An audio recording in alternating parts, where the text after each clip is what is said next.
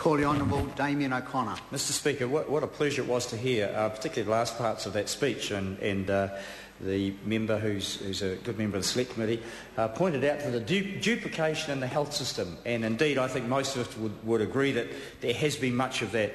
Of course, it was set up in the 1990s by the previous National Government, who thought that Crown Health enterprises competing against one another would be efficient, effective and market-driven.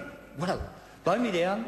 They've finally discovered that a little bit of collaboration, coordination is actually good, particularly for a system that has the potential to consume huge amounts of money, unlimited demand for services just depending on the technology.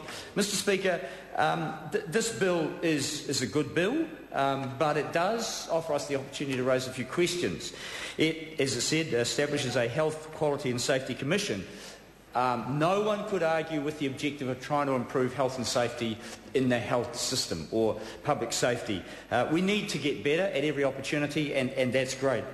It's also introduced a mandate for collective purchasing across DHBs. That is, having a Farm Act type body to collectively and have some grunt, some muscle to negotiate better prices for services, for goods, for consumables in the health system, and they can get a better deal and lower the cost for everyone. Smart, should have been happening, and in fact the previous National Government brought in Farm Act, and I applaud them for that.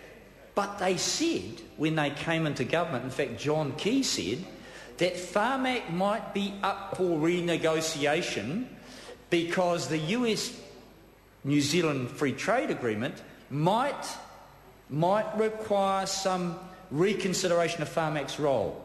Well, Mr Speaker, I hope, because I haven't heard that said for a while, I hope that the Prime Minister is guided by the collective wisdom of his colleagues who know, he hasn't been there for long, I can accept that, but they know that Farm Act is the single best thing that the National Party did while they were in government. I have to say that.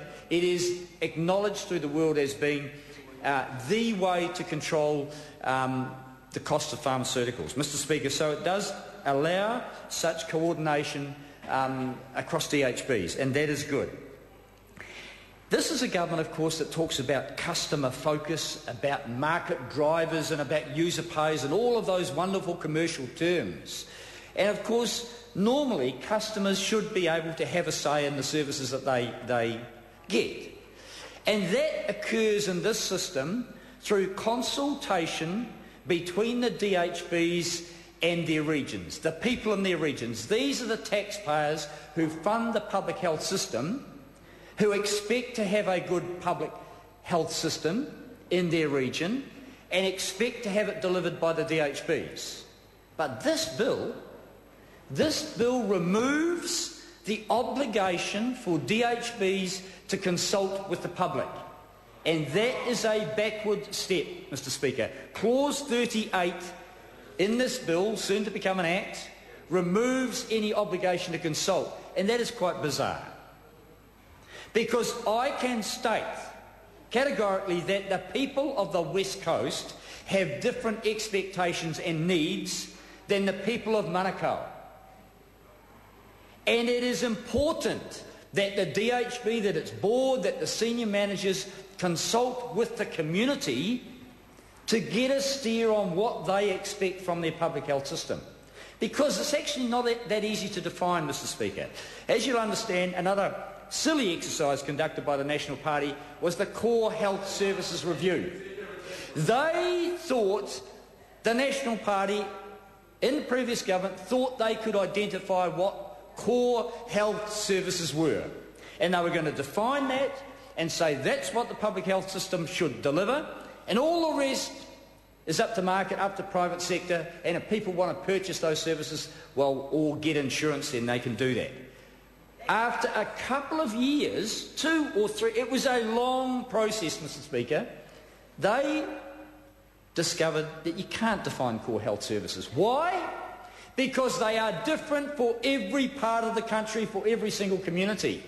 And yet in this bill, This bill removes the obligation for people who are in charge of literally hundreds of millions of dollars of expenditure in their community not to talk with the community.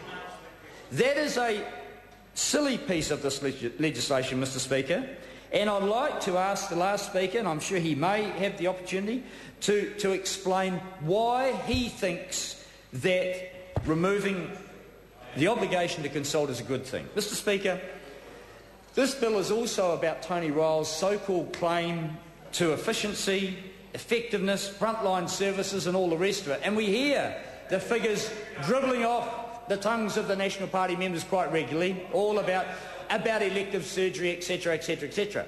Mr. Speaker, we have seen cuts to the investment side of health to pay for those elective surgery procedures. And no one would deny that new hip replacements, new knees, etc. are necessary, Mr. Speaker. No one would deny that. There has always been waiting lists. Because of technology and the more things that we can do in health, there is always a demand, Mr. Speaker. But if you invest in that end, where you can easily count the procedures, and you take the money from the investment input end, that is preventative health care, it's about better knowledge in the communities, then that is a zero-sum game, Mr. Speaker, because over time it costs you more and more and more, Mr. Speaker. Not you, Mr. Speaker, of course. It costs the government, each and every one of us as taxpayers, more money in health care. We had a huge commitment to primary health care. We invested literally hundreds of millions. And yes, we got crucified for it by the National Party. We invested it at the preventative end, Mr. Speaker. But what we've seen is, right from the moment that the National Party came in, we've had cuts and cuts and cuts. Tony Ryall said $700 million he's going to cut from the health system. Well, he's doing pretty well.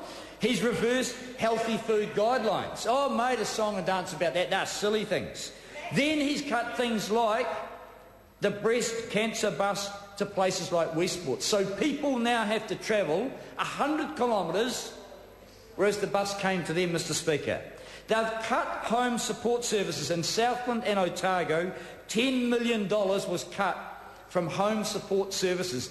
These are people who are in their homes who need 1 or 2 hours help a week to maintain their hygiene, their good health, and Tony Ryall cut those services. Mr. Speaker, they've cut anti-obesity, oral health and mental health funding, Mr. Speaker, at a time when we've acknowledged the obesity epidemic, Mr. Speaker. Oh, there's the member for Timaru. Well, Timaru Hospital cut services, and they said they had to cut 5,000 people coming into the emergency ward at Timaru Hospital.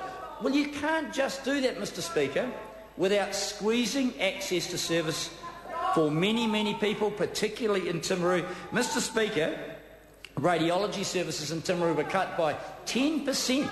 That means that people who needed those services either had to travel to Christchurch or didn't get access when they should have, Mr. Speaker. There have been also cuts in that member's electorate to elderly services in South Canterbury, Mr. Speaker. That's to achieve Tony Ryall's $700 million tax savings. And if that member wants to go out to the elderly and explain to them why she has cut an hour or 2 hours from their home care, then good luck to her. I think she'll find out next year in the election. Mr. Speaker, this goes on and on and on. I could list literally hundreds of cuts across the health sector. Low value spend, the minister says. Low value spend, the member from Timaru, or Araki says, Mr. Speaker, but it's not.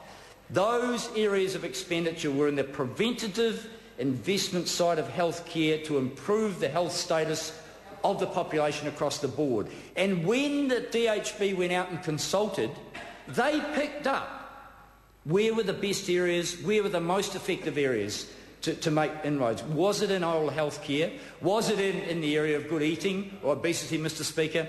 This bill has some good components in collective purchasing, but, Mr. Speaker, the removal of the ability and the obligation to consult with communities by DHBs is a very backward step, Mr Speaker, and we will pay for that dearly in the long run.